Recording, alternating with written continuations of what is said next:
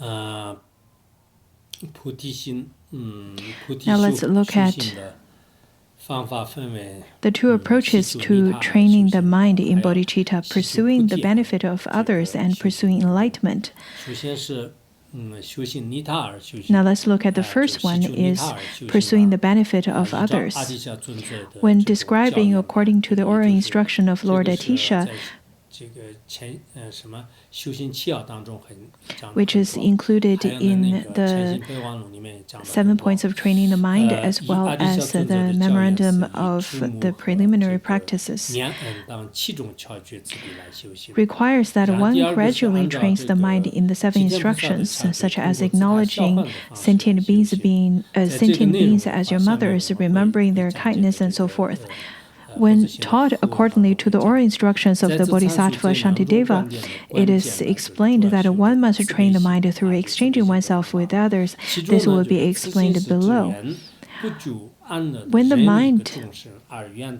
manner of mind training by means of love and compassion, which are very important in both approaches, is explained, love is generally described as the wish that a particular sentient being who is deprived of happiness to be endowed with happiness. Thus, great love is wishing that all sentient beings may be endowed with happiness and the cause of happiness, which is virtue.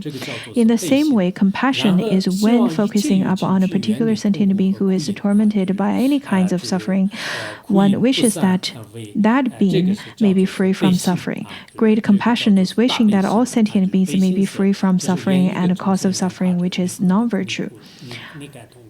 Now, the differences between compassion and great compassion is that compassion only focusing upon one particular sentient being, and then great compassion wishing all sentient beings.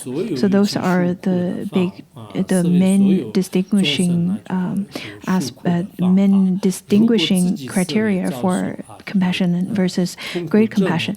Regarding the reflection on how sentient beings are tormented by suffering, if we first think about how we ourselves are tormented by suffering, renunciation will arise. In the same way, when we think about how others are tormented by suffering, compassion will arise. Great compassion is the root of the path of great vehicle.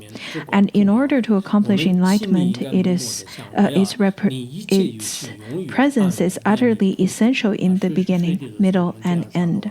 Thinking, may I act to endow all sentient beings with happiness and free them from suffering, one takes on the burden of benefiting them. This is a superior intention, and based upon it, the authentic mind of enlightenment arises. So if you can contemplate upon that at all times, then that is the authentic mind of enlightenment. In that way, authentic mind of enlightenment can arise. Concerning the later of the two approaches, the mind training that pursues enlightenment, having perceived the necessity of great enlightenment in order to accomplish the benefit of others, we then make the wish to attain Buddhahood by striving for it from the core of our hearts. The next part talks about the quoted great masters and their pith instructions.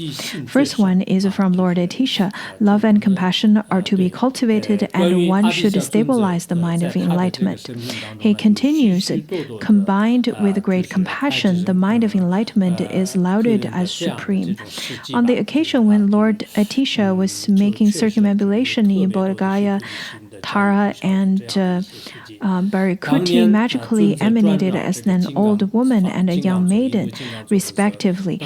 Throughout the life of Atisha, in fact, lots of great stories associated with the practice of love and compassion were recorded. So this particular story talks about that. Amid their dialogue of questions and answers, they said to him, "Since you wish to become enlightened quickly, train in love, compassion, and mind of enlightenment."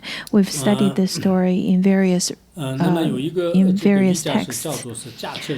Through this, he gave birth to certainty. Many such events are described in his life story. The yogi Chakri Cho was 30 years old when he met Lord Atisha and asked him for oral instructions. Lord Atisha replied, "From this day forward, do not keep your name in mind, do not keep your family in mind, and do not keep your country in mind.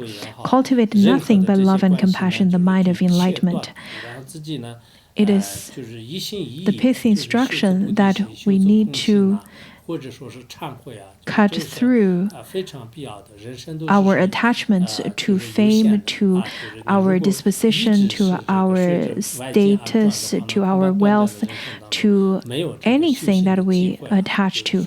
Rather, we need to wholeheartedly and one-heartedly to only practice upon bodhicitta, to practice emptiness, or to practice on confession. This is really essential because life is so short and limited. If you were to be always influenced by the external environment, then you would squander your life very quickly. Your life would slip away without noticing it. That is why I really hope that you can just switch off your phone even for one day within a week. That would be beneficial for you to engage in practice. In my monastery, in my hometown, every week the practitioners can only use their cell phones on the Sunday. Other than that, their phones are all off. Without doing this, it's very hard to say when you will truly have time to practice. Now, because this yogi did just that, it is said that he attained the supreme accomplishment at the age of 35. Zhongtungpa also said, "Cultivate love and compassion abundantly and make the mind of enlightenment firm." He continued, "Love, compassion, and the mind of enlightenment are the causes and establish the two great benefits for oneself and others." Once Zhongtungpa told Najdorpa Chenpo, "Although you may possess a meditation that is not destroyed even by beating a large drum close to your ear, if you lack love and compassion, the mind of enlightenment, there will become a time when you must do confession day and night." Geshe Gompawa explained, "The root of omniscient wisdom depends on the two accumulations. The root of the two accumulations depends on the mind of enlightenment. The root of mind of enlightenment depends on love and compassion." In Potowa's Dharma through example, he said, "No matter what activity you may engage in with your three doors, carry all of them out as you train in love, compassion, and the mind of enlightenment." Regarding demonstrating love through an example, an old woman petitioned Potowa, saying that, "What does Atisha's meditation on love mean?" Potowa answered, "Just as you love and hold very dearly of your son, who called Tole. Tole is the son of that old woman. You should consider everyone else with exactly the same affection." Whenever we practice, I think many of you would practice in such a superficial manner. But look at these geshis. They truly would apply the teachings to their daily life, and that's how they would apply. They would practice by using exactly the same affection on every sentient being. The older woman exclaimed, "Oh, mercy, wow, even if I were to meditate 100 days, that would not happen." So that old woman definitely understood the extent of affection, the extent of loving kindness. Potowa then said that she had understood the point. I believe this primarily demonstrates affectionate, loving kindness. In the context of compassion, Zhongtungpa told a person from Kham named Jampo, whose legs were injured, "Now, if your old mother were in front of you being bitten by a ferocious dog, and there was no one else around you, you would certainly stagger towards her without remembering your injured legs.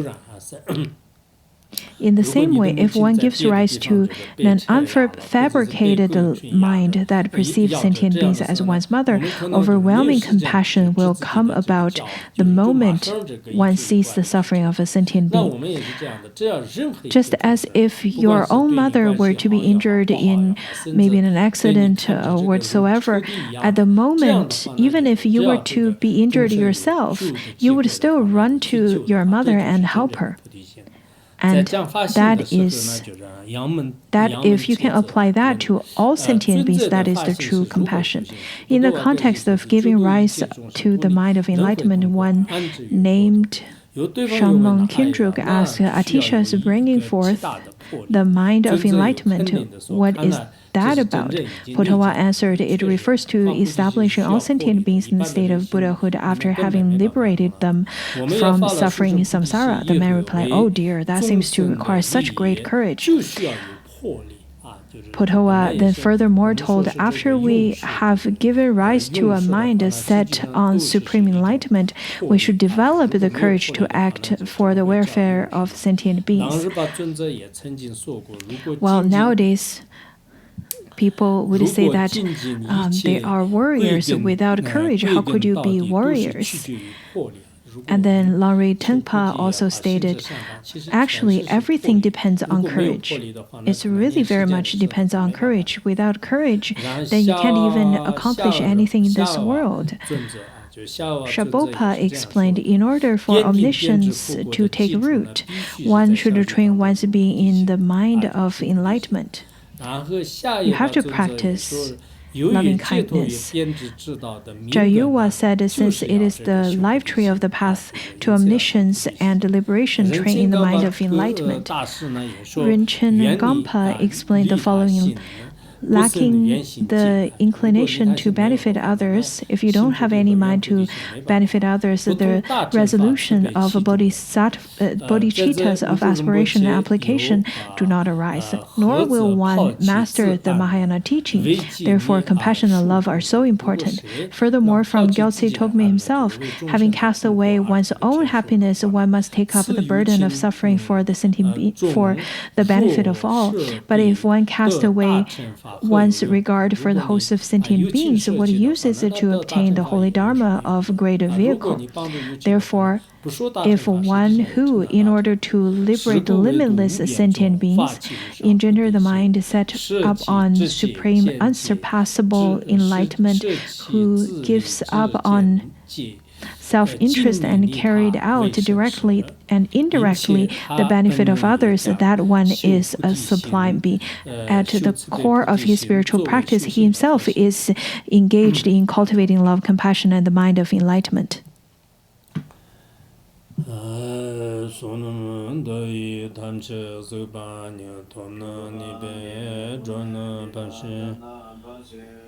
Stirga nanchi ralong chubayi chubum solen jowa jura sho